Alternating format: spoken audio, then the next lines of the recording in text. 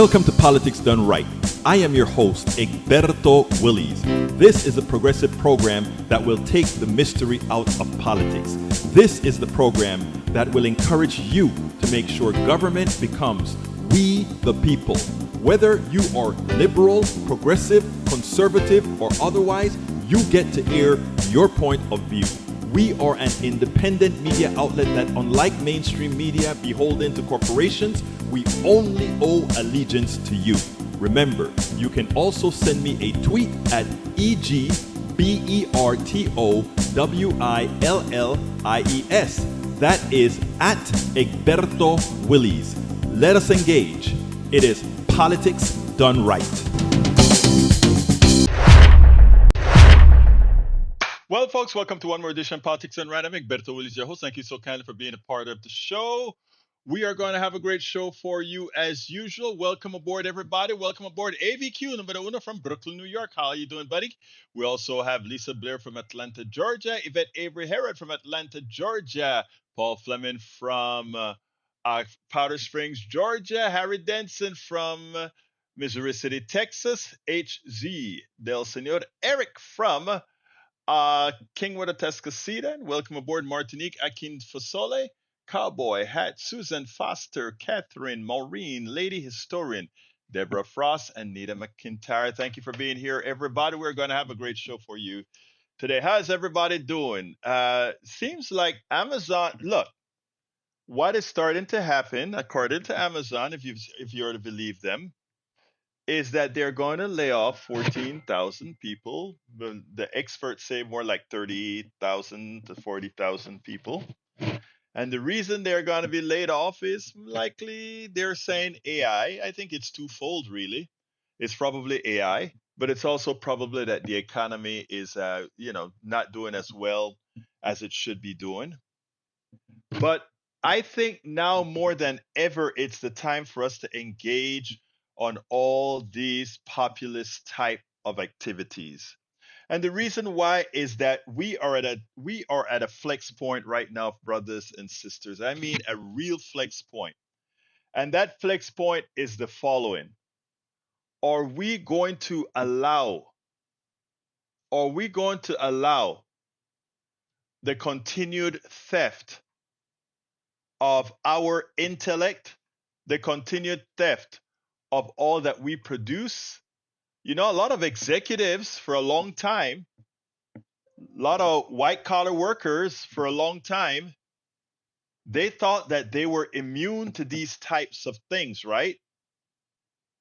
But as you have an economic system that monopolizes parasitically on your work, your worth, and your intellect, eventually it factors you out of the equation because it comes down to the least common denominator, right?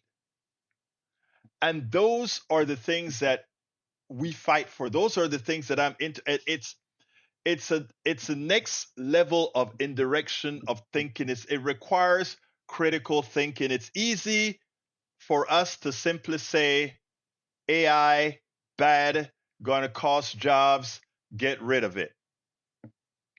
That's a simple answer. It is easy for us to see shut down, just fast a clean CR so people get paid. I mean, the simple answers are generally speaking not the best answers because it is devoid of a lot of critical thinking. You know, I always give the idea of the bushels of corn with a lot of hungry people, right? You feed a lot of hungry people. And in feeding the hungry people, your bushels and bushels of corn are ground to feed these people, and you don't feed them till they're to gluttony. You feed them for sustenance, to sustain themselves. But you have those that see that you've saved 5 bushels of corn, and then they want to run to you, and they want to use their brawl. No, look, he's monopolizing on that 10 bushels of corn, and he's not using it. Let's go ahead and attack. That is how, that's the feelings I get from the way MAGA and many others operate, the superficial.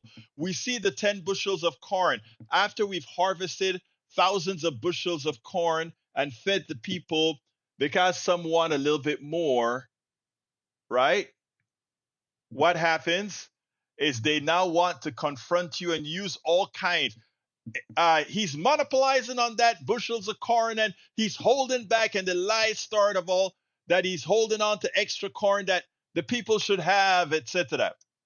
Right? Not taking into account that that corn is really intended to be planted for next year's several thousand bushels of corn that's going to come from those 10 bushels of corn so that we can feed the next year. And that's how I feel a whole lot of times about how we operate as a country. It is so easy to just jump on the superficial. You know, the person who jumps on the no tax on overtime, no tax on tips, or reduce the tax. The Senate, they're asking you to pass a whole lot of amendments to reduce taxes, etc. And you don't see that reduction in tax that's going to cost you less than a few hamburgers a year. It's going to prevent streets from being built or repaired, such that when they need to be built and repaired, it is that much more damaged and that much more expensive to fix. Or that you keep a whole lot of folks uneducated. Or you look at AI as a problem and not see, well, is AI the problem or is our economic system the problem? You know, again, deep thinking, a little deeper thinking. The problem isn't AI. The problem is our economic system, right? An exploitative economic system, AI flourishes for the few in an exploitative economic system, a system where you're not rewarded for your worth and what you bring. It is such an important concept for people to understand. Again, AI, not bad. Economic system, for this current economic system for AI, bad. Because what you find then is what's occurring at Amazon, for the portion of Amazon that is being let off from AI. But for all the jobs that are going to be lost by AI, look, right here, I use AI. I use AI to be more efficient so that I can bring more to you, right? There are certain parts of this job that is very repetitious. Creating a headline that passes SEO. I would normally go ahead and write down headlines for SEO, a whole bunch of headlines.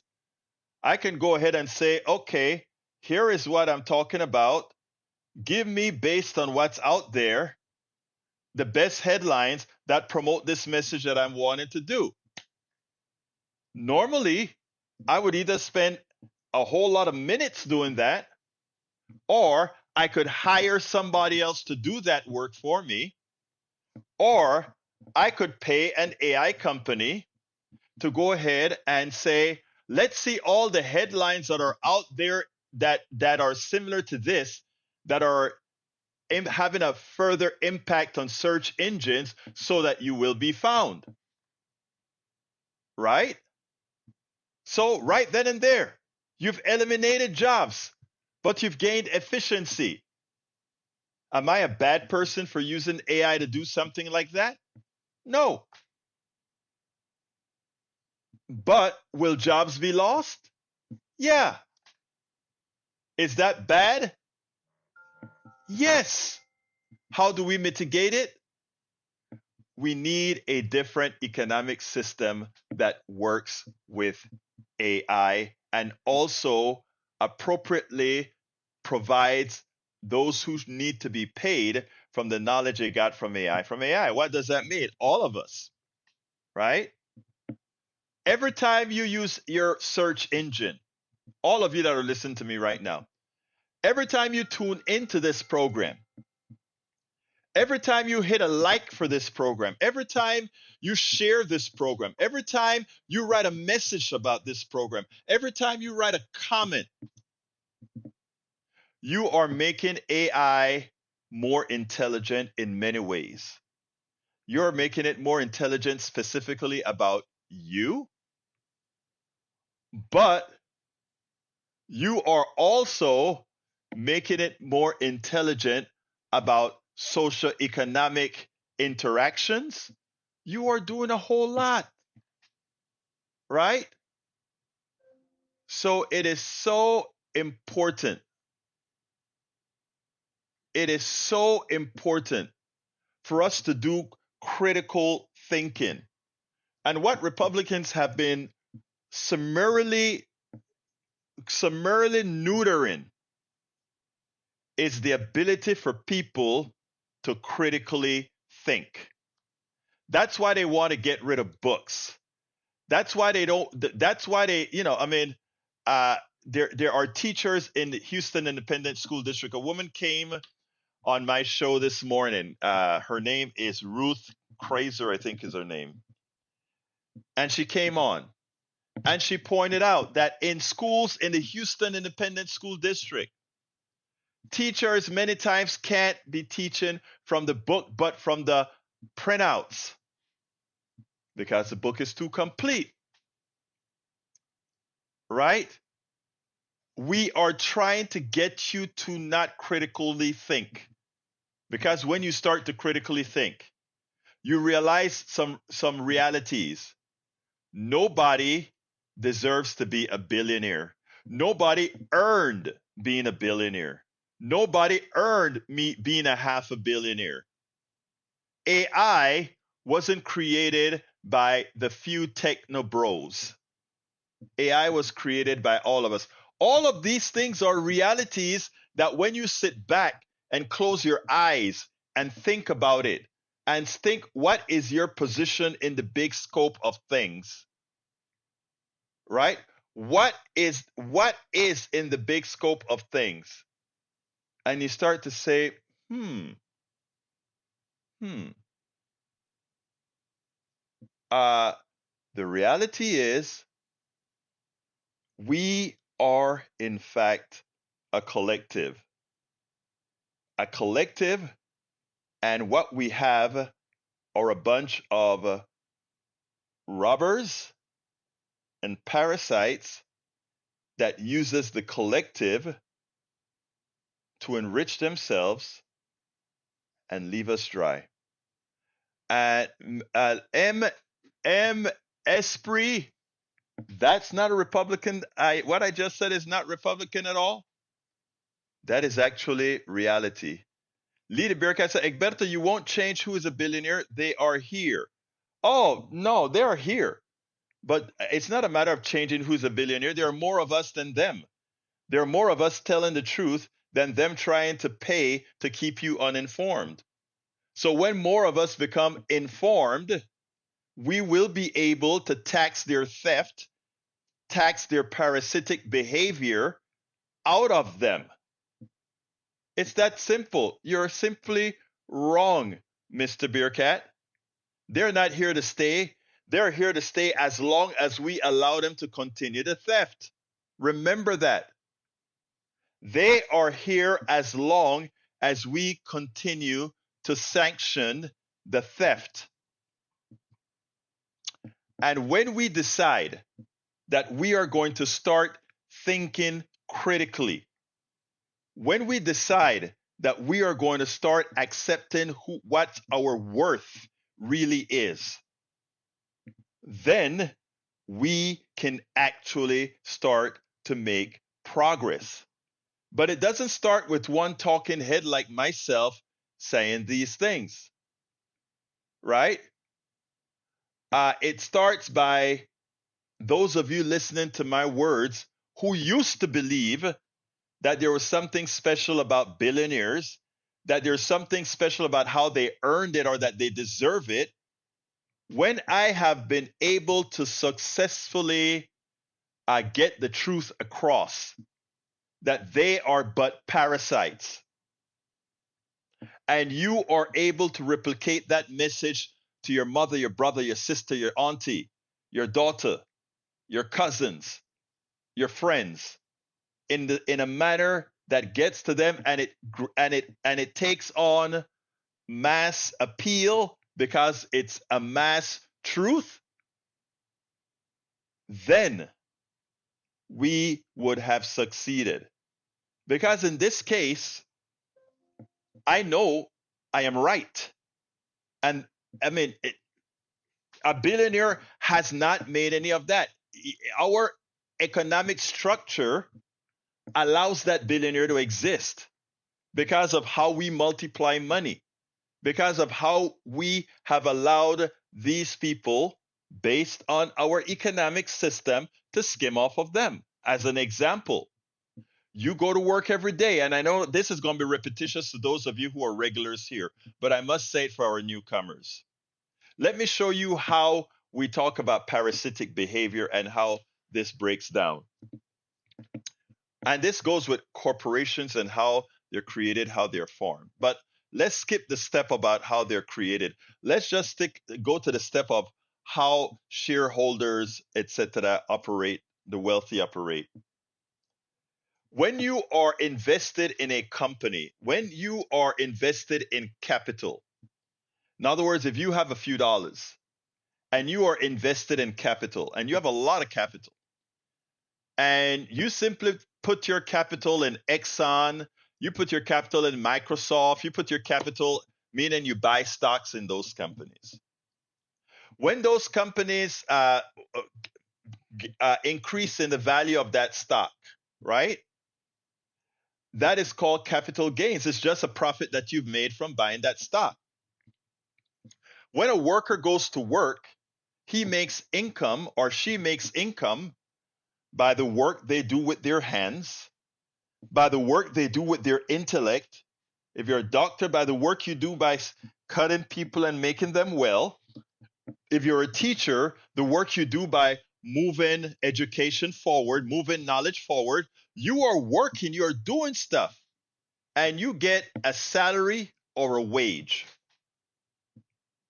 Your salary or wage is taxed at up to, I don't know, up to 39, 38%. If as you make more money, your money is taxed at a very high rate. But you're just a middle class person, so you pay those taxes. And millions of you are paying that maximal tax. But if you were a wealthy person now, however it is that you got wealthy, we're not going to go to that part, because a lot of people got wealthy in many ways, including stolen lands, on many things. But we won't go there. You're wealthy. You're wealthy. And now you buy stocks. Your stocks appreciate and you get something called capital gains. In other words, the value of that stock goes up. You have two options. You can sell that stock and realize that profit that you made from the price going up in that stock, right? And if you sell that stock, the taxes that you pay on that stock, even though you're rich, you are making less. You're paying less than what that person who worked with their hands, what that doctor is paying, what that teacher is paying, what that sweeper is paying, that garbage person is paying.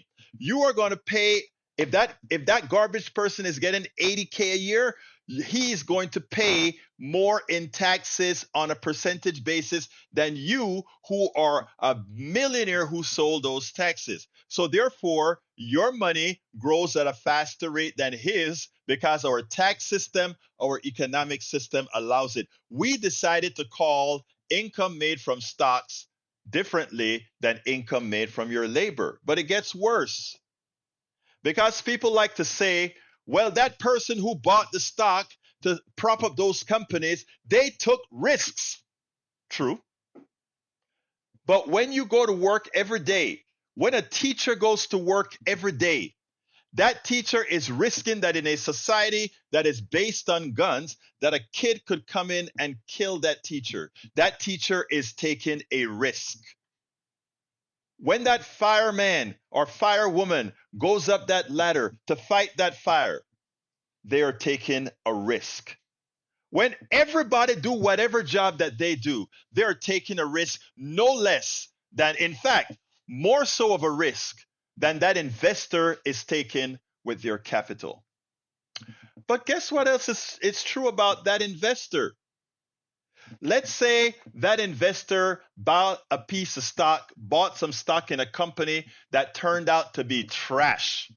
It's a terrible company and the stock price goes down, and they know that there's an unlikelihood that that price is ever going to come back. Let's look at what the system allows them to do as well. So what do? It gives them the opportune time to realize their income in the stocks that they have made a lot of money. So they go ahead and cash out that stock that made a lot of money, as well as cash, right? As well as cash the stock that lost a lot of money, and the loss in that stock offsets the gain in the other. So therefore, it is over and they don't lose anything because, in effect, Uncle Sam gives them back their money by giving them that tax break. And there are all these economic ways that people that have money make more money and have the ability to make quite a bit more money than you will ever make. But let's say this guy's a genius and all of their stocks continue to appreciate, and they turn from being a billionaire to a double billionaire. Well, they need to spend money, right? They need to spend money. Do you think they're going to cash that stock out and then go ahead and pay money to the government so that we can have streets and roads and schools? No, they don't do that. They go to a bank and they tell the bank, hey, I have a couple $1 billion in stocks. I'd like to take out a loan for a couple $1 million. And the bank says, okay, what's your collateral? My stock. And they take that money from the bank and they spend it. Guess what? You don't pay taxes on appreciated stock unless you sell it. And you don't pay taxes on loans. So they are loaning money backed by their stocks to spend their money. So they don't spend any money that they earn. They just spend borrowed money that's backed by the stocks. And that way they pay zero in taxes. And there are so many mechanisms like this that are used by the wealthy. So what I'm trying to tell all of the people that are listening to me, that are willing to hear and listen, is the system is designed to enrich a few. And it's all being done at your expense. Because when the school district needs more money, they can't get it from the wealthy, they get it from you. When the roads need to be fixed, they either stay unfixed or they put it on you. When AI is blowing up, the people who get the spoils are the investors in these AI companies. And as these AI companies do more, they lay off the workers. It's a terrible paradigm. That is capitalism. And anybody who wants to dispute or talk about that, please, I don't care. Are you a professor, a capitalist professor that want to talk about this, I'd love you to call. Embarrass me in real time if you think you can. The economic system, brothers and sisters, is a fraud. Our economic system, I repeat, is a fraud, built on a fraud and built on stolen capital. Now, am I saying to get that back, we need to just go take it? No, because we played the game. And we, the people, voted these charlatanes into office that are doing these things. So, how then do we solve the problem? And the problem is so simple: tax the rich, take it through taxes, and take away their unearned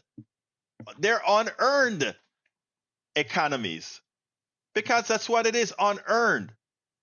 We did it. I remember when. Do you guys remember when Obama said they didn't do it, and that made national news, and the news picked it up, and all the while I am saying, Obama, thank you. They didn't do it, Obama. They didn't do it. They didn't do it. And the media took it and ran with it. And they made Obama look like some sort of a communist because he told the truth. He told the truth.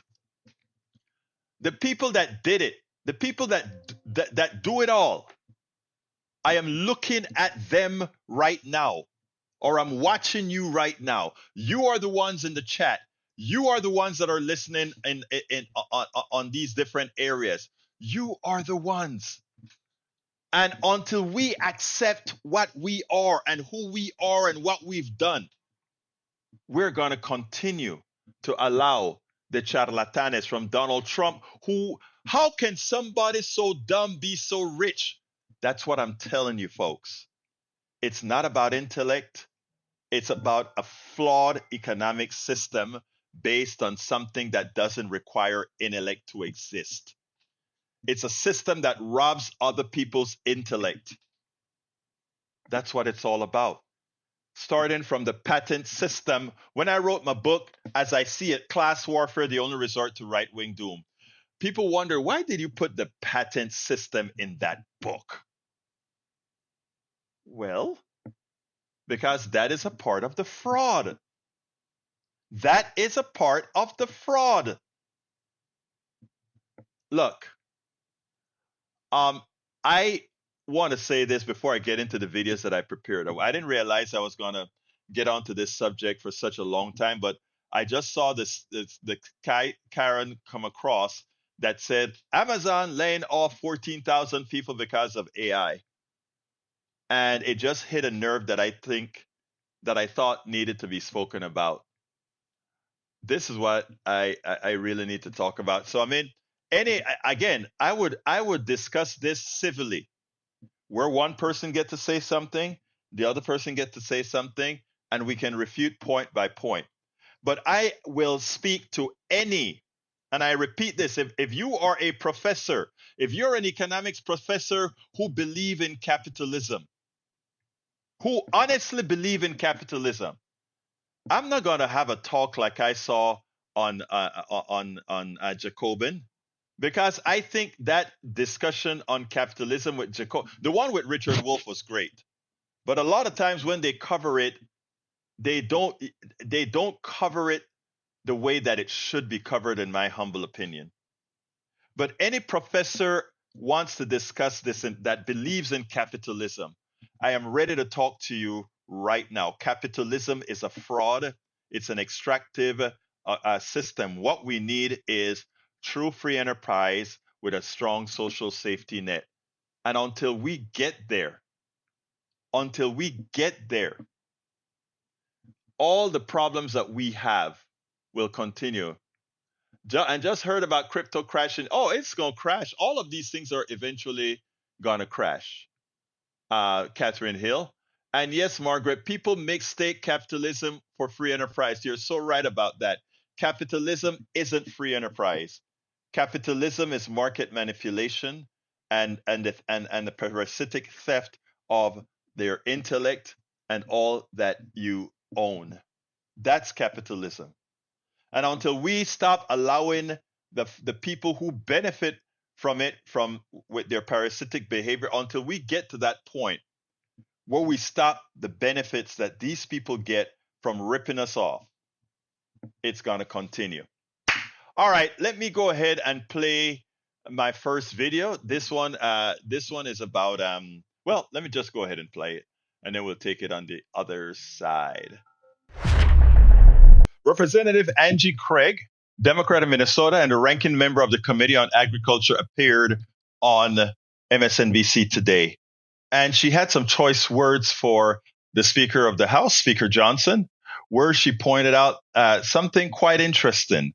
If his lips are moving, what does it say? He's lying. Let's get explicit here. This speaker, on just about every issue that he comes out with, he simply goes out to the American people and lie. He lied when he told them that the big bad beautiful bill just stops illegal.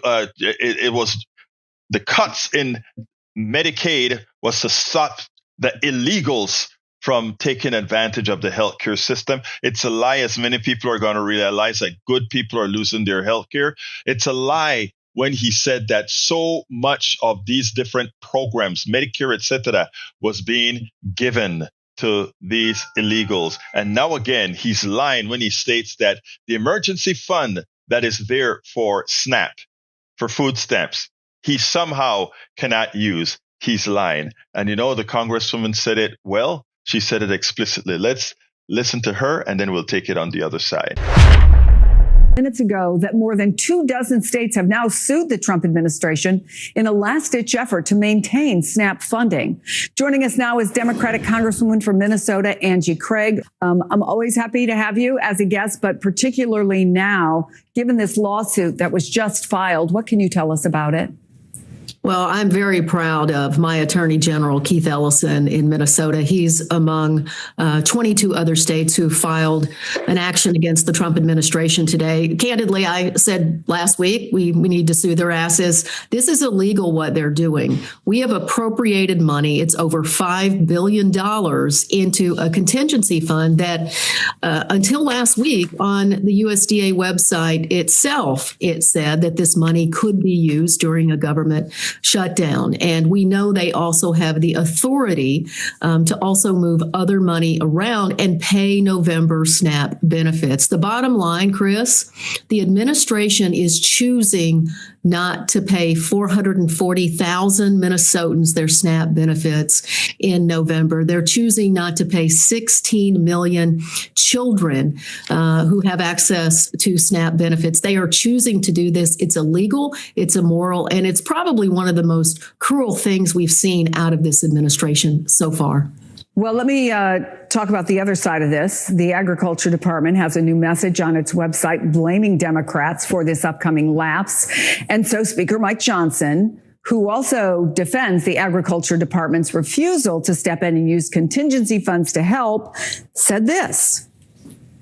We want to fund SNAP, but they did the legal research and they could not find a 1930s era statute to bootstrap that one.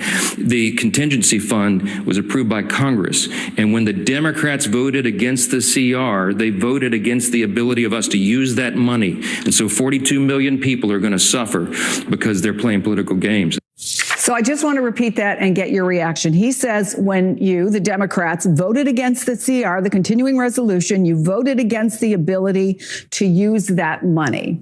What do you say to that? I say if his mouth is moving these days, he's lying. There has never been a lapse in appropriations for SNAP in any other government shutdown. This isn't new territory for this administration. They know. Secretary Brooke Rollins, her own website up until Friday night, spelled this out clearly, that contingency fund can be used to fund SNAP benefits in November. It wouldn't be enough to fund the entirety of the benefits benefits, but she also has the authority to move money around to make November benefits whole. So anyone who says the administration can't do this is just lying through their teeth, which frankly, I've just become accustomed to during this shutdown. And look, where's Donald Trump? He needs to come back to the United States and get this government open. He's literally in Japan today telling people to buy foreign cars. This is insane. First, he wants us to buy Argentine beef, and this week he wants us to buy foreign cars. What happened to putting America first in this administration?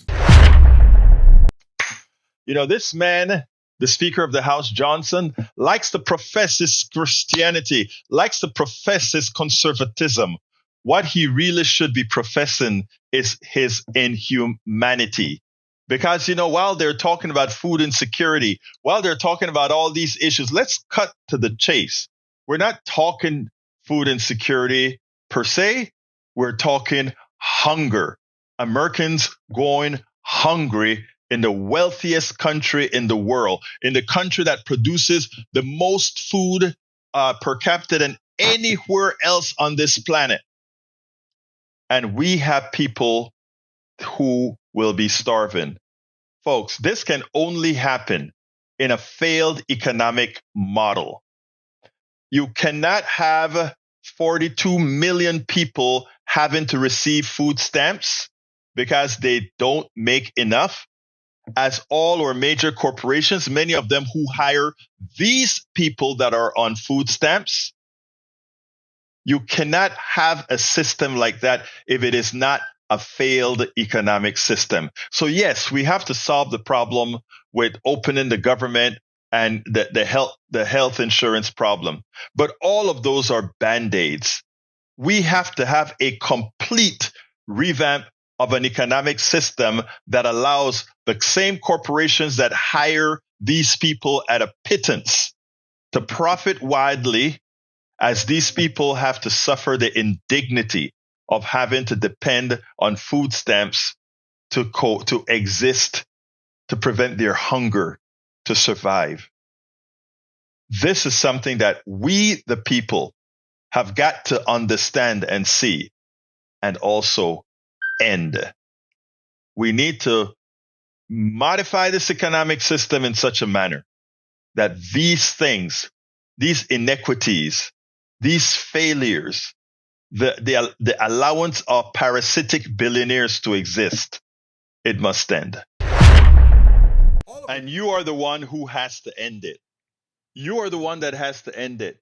But the reality is we have to be educated. We have to be enlightened. We have to leave the dead baggage behind. And there's a lot of dead baggage that we need to leave behind. And I'm saying, you keep trying to drag some folks with you, folks. But again, for the folks that are forever sycophants into a system that fails them, let them go. Lady Historian says he's salivating, psychopathic, malignant, narcissist suffering, cognitive crashing. Yeah.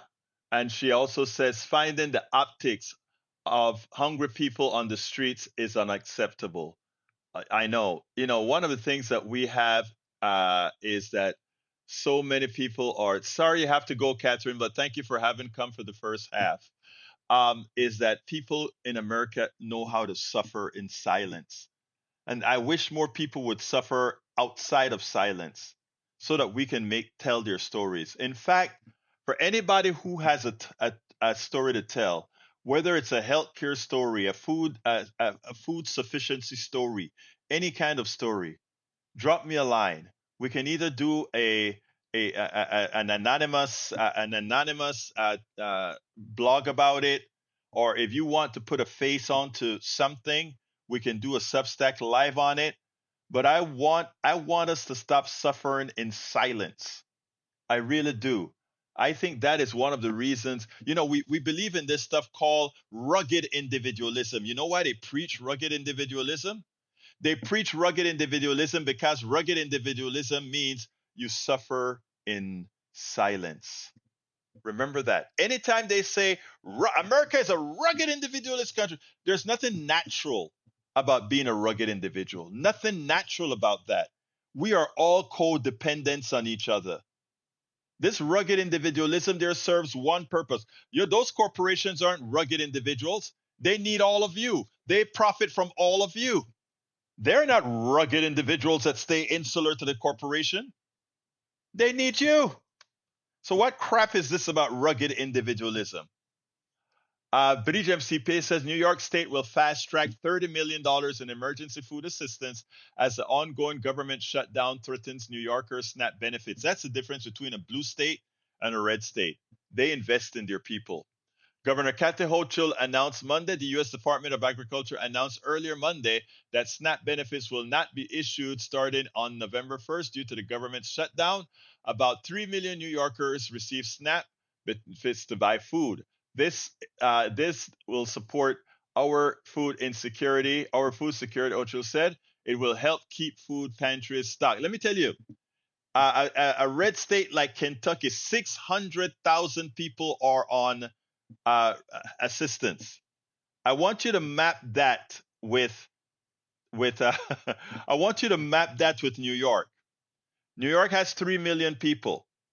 New York has more than 10 times the population, I believe, if I recall correctly, of Kentucky, which means the amount of food stamps Kentucky uses on a per basis is huge.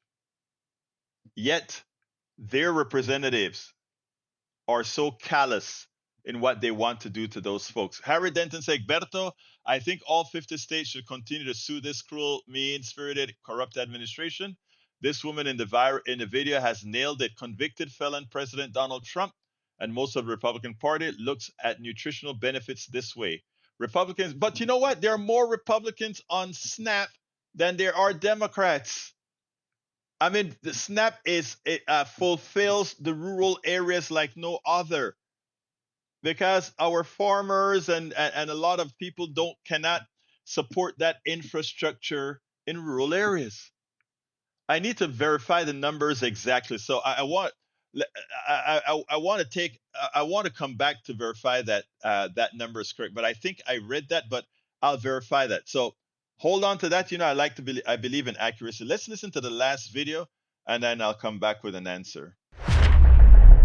Representative Craig, Democrat of Minnesota, exposed, to put it bluntly, embarrasses the Trump administration for their tariff policy, their foreign policies, and wait a minute, even their industrial policies.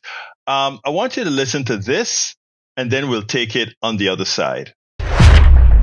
Treasury Secretary Scott Bessent was confronted over the hardships that farmers are facing due to the trade war, President Trump's trade war.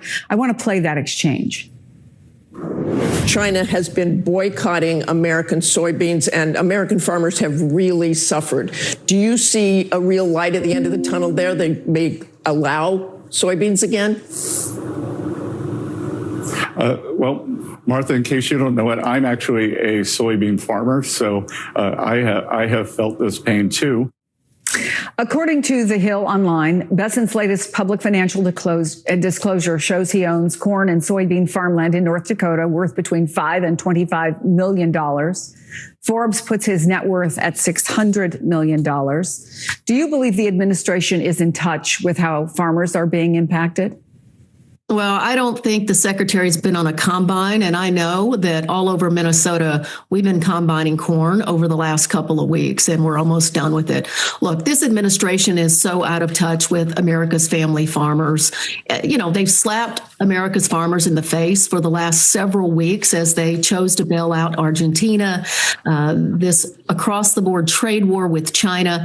In Minnesota alone has cost us $2 billion in soybean grower business. So that guy's never been on a combine. And it's just, once again, this administration is putting America last, and they need to get Trump home. None of this is going to stop until he gets back, calls Republicans back from their more than month-long vacation now, and gets back to the negotiating table. Wait a minute. Scott Bessent. You mean Scott Bessent, the Treasury Secretary, who is at least a half a billionaire, is a farmer? Wow. The insensitivity of these people boggles the mind. The guy is a capitalist who owns farmland, but does have nothing to do with farming. He makes the profit and the spoils off of the hard-working farmers. Farmers, wake up. Please, farmers, wake up. Scott Bessent, be for real. But you look at the entire United States policy, both on tariffs. He goes to Japan and he says, hey, guys, Japan is building a whole lot of factories in America. Go ahead and buy yourself some Toyotas. Look, that is marketing cars that are built by a foreign company over a U.S. company, right? I mean, should he not just stay neutral? The market will be there for Toyota. Shouldn't he just stay neutral? But all his sycophants now hear him say, Trump goes out there and tell Americans, buy Toyota, not Ford, not Chrysler, not Cadillac, not any of that. Go buy Toyota. I understand why he said it. But again, isn't it supposed to be America first for these guys? And then, of course, beef. The cattle farmers finally kind of recovering from their slump. And he goes ahead and he says, okay, we're going to import a whole lot of beef to drop the prices of beef for the American people. And at the same time, screw our ranchers and screw our own supply line. Don't you want to really improve your supply line so that costs fall as opposed to doing not America first with Argentina, which already you're going to give between 20 and $40 billion? Look, I don't know what more some folks need to learn about this administration. It's whoever has his ears and whoever gives him moolah. And farmers, ranchers, MAGA, he doesn't give a damn about you. He just needs your vote. And he'll tell you whatever he needs to tell you. He'll lie however many lies he needs to tell you, because he figures your gullibility is beyond exhausting, and he's willing to ride it as far as he can. Your gullibility, he's ridden to take it to the limit. All Fleming, I hate to hear that it says, Trump just banned states from being able to wipe medical debt from Americans' credit report. The Biden-Harris administration had moved to wipe medical debt from credit reports. Now this new rule will keep $220 billion in medical bills on Americans' record. You see, again, it is never give to the middle class. Never give to the others. They want to hold you by a stranglehold. If you want to have a clean medical record after you've had a bad impasse in healthcare, oh my God, you can't. People, I mean, how many times did Donald Trump go bankrupt? Amazing. Welcome aboard, Lynette. Welcome aboard. Follow the Argentina. Yeah, I understand the Argentinian minerals, but guess what? Imagine if we allow that right-wing government to fold. Then when the rare earths that Argentina has and all the other resources they have, they could bargain equitably. But instead, what do you think Milei is going to do with all the minerals? He's going to sell it on the cheap to the U.S. corporations to enrich himself and screw his country.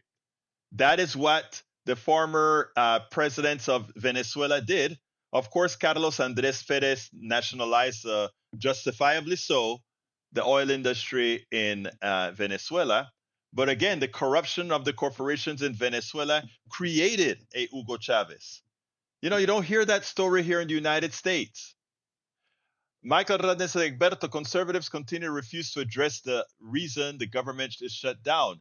If Trump and the Republicans have their way via the BBB, people's healthcare insurance costs will double or triple to the point of being unaffordable. It will be unaffordable, Michael Radnin. Nobody, a person making $80,000 cannot afford to pay $36,000 in healthcare. They cannot.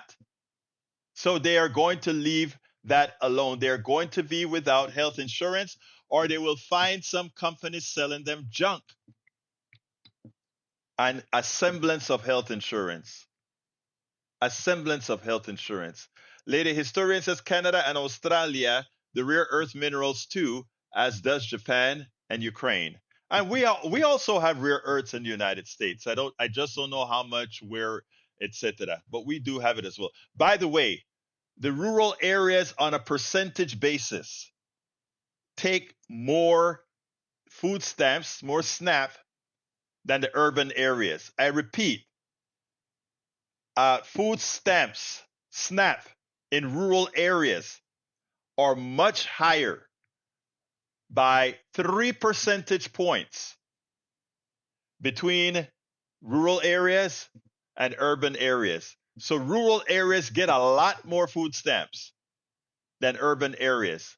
So when Donald Trump is screwing with SNAP and all of that, remember a higher percentage of his people are actually getting hurt. I mean, I don't. What is it going to take for you all to see that he cares little about you?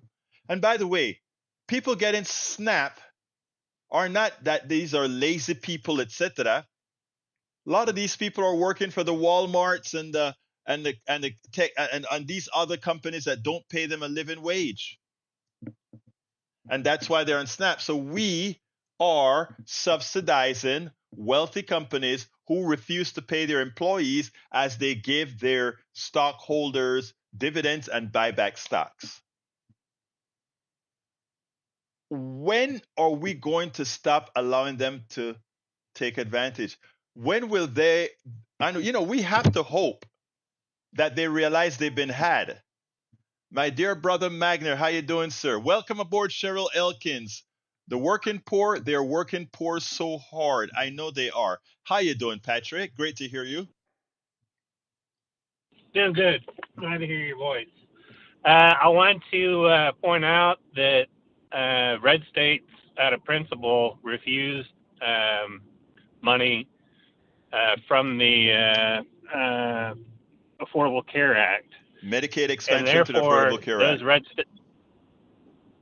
Therefore, those red states have more people that are in medical debt than yes. Democratic or blue states.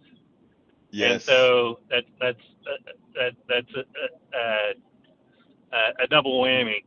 And then I wanted to comment on a couple of Bearcats comments. Billionaires are here to stay because we allow it. We could easily vote to remove half their wealth every year until they get down to what we consider a threshold where quality of life no longer increases. You could start with an arbitrary number like 25 million. I would have a really hard time being convinced that if you have $25 million dollar income per year, that $26 million gets you any better quality of life. He also asked yesterday, I believe facetiously, who produces what countries produce hard drugs. Bolivia legalized cocaine, and their people were better off because organized crime decreased, their economy increased, and again, as you and I said, that is their choice. And Oregon isn't a country, but it is a state, and they allow and legalize the use of cocaine. Their quality of life increased. Their ER visits from their general population decreased. Their addiction rates decreased. There's a lot of other states and other countries that allow and have state-run heroin dispensaries for people that are already addicted to it, and their heroin addiction is going in the opposite direction as ours. There's a number of North European countries that allow hard drugs, And the entire world up until the late 1800s allowed hard drugs. Opium was one of the biggest medical medications there were. Cannabis was the second one. And there wasn't a problem with it. And fentanyl is actually safe as long as you know how much you're taking. The fact that there's a black market is the reason why you don't know how much you're taking, and that's the reason why people die. So when you have a regulated market, organized crime disappears, deaths stop, and the fact that we're blowing boats up without even knowing what's on them is actually increasing the price of these drugs, which is increasing incentives for people to get into organized crime and sell it. Yeah, and not only that, bring the drugs instead of bringing it from Colombia or these other places, change where it comes from. But I got a couple more things I got to say, and I only have a minute to say it. So thank you so kindly, my dear brother Patrick. Let's talk tomorrow, okay? One comment. Yes. One other comment. Before the drug war, all these places that we demonized were actually wonderful places to visit, and It was actually our actions that ruined them. It was the drug war that brought on all of these problems, and so then they should be justified by coming in here and attacking us under It's the amazing, same isn't logic. it? I'll leave it at that. Let me suggest that people also realize what the Chicago boys did around the world that destroyed these different economies in South America. But we don't learn that here. Thank you very much, Patrick. We'll talk tomorrow. Anyway, folks, I got to get out of here. But before I get out of here, I want to address my brother, Bruce Pollard, when he says, well, if we start taking back what the billionaires have stolen, and I use that word decisively, what the billionaires have stolen from us all, because they did it legally. It's what I call it legal theft, because it's off the backs of all of us by paying less, all the techniques that's used for them to have amassed that amount of money. They have nowhere to go. They have nowhere. The thing that keeps capitalism going is America with a strong military, to protect anybody who messes with it, and also a belief system where people believe this is all they've got. And one of the things that we have to do, and why the United States invests so much in making sure other countries that are trying other economic systems fail, is because once Americans start to see Venezuela sits on the largest amount of oil in the world. If that oil was ever to be dispersed the way the Bolivarian Revolution with the original, notice I said the original Hugo Chavez wanted before he was really, before he turned, and when I say turned, a lot of what happened is because he was under duress. But if the original intent of the Bolivian Revolution was realized, there would have been the United States of South America sitting on the largest bottle of oil. And we just could not have that, because the actual economic system that would have governed it would have been one where all the spoils, the gold, the oil, the silver, that places like Venezuela and these other South American countries, Guyana or Washington, would have been shared among the population under the Bolivarian Revolution. But America could not allow that to happen, because Americans would then ask themselves the question, wait a minute, all those lands in Colorado where fracking is occurring on public lands, that's our money. All those forests that are being cut down in the Northwest, that's our money. All these natural resources that corporations take and give to their shareholders and pay a pittance in fees, is our money. Folks, the fear of Americans getting intelligent, the fear of Americans wising up to ask the question, why? Why do we allow ourselves to be voluntarily raped? When we ask ourselves those questions, if we ever realize what the answer is, then the economic system as we know it today is over. And we'll really start building that system that Bernie Sanders talked about etc. But we have to first do our jobs. We have to first earn the trust of people, and beyond earning the trust of people, articulating how will we ever, or how do we make a transition to an economic system that is equitable for all.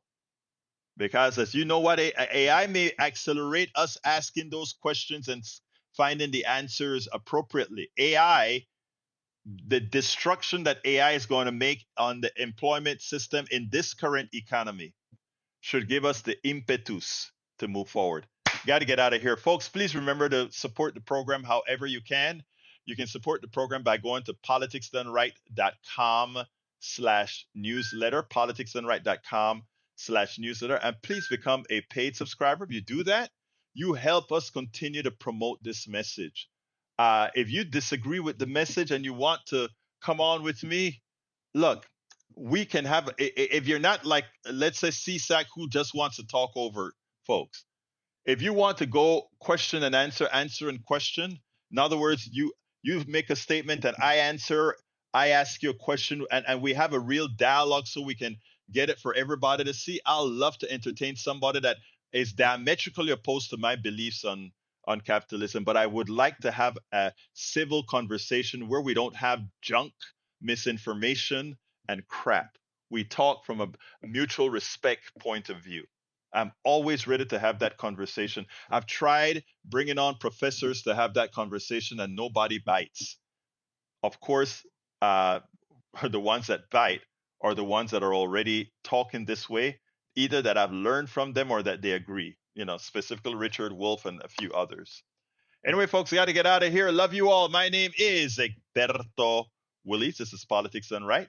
And you guys know how I end this baby. I am what? Out!